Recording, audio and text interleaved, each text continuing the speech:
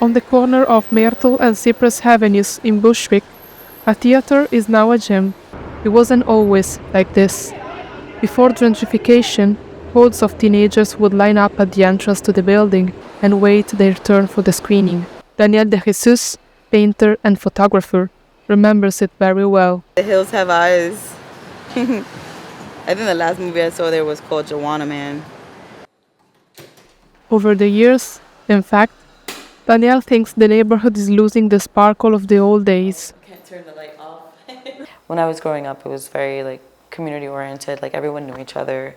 You can go to your neighbor and ask them, lend me some sugar, lend me some, whatever you need.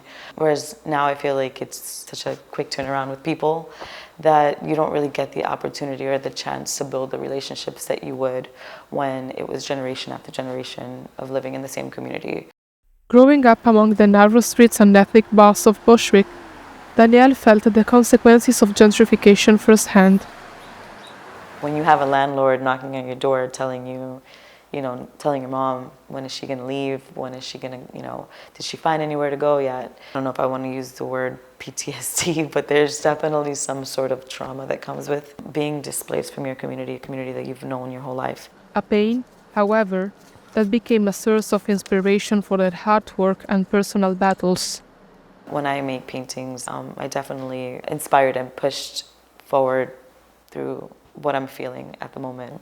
But it's also my community and my, the people that I went to school with in high school, and thinking about their stories as well. By crystallizing a moment on canvas, Danielle thus preserves Bushwick's legacy and identity before they vanish entirely.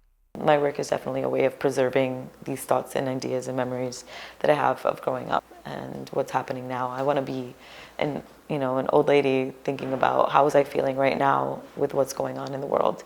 And so that's why it's important for me to incorporate those stories in my work.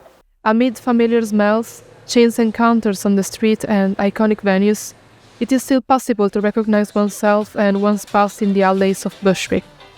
Over the years, Danielle has learned to appreciate that. Our music is blasting through speakers. Our community is proud and holding up the Puerto Rican flag.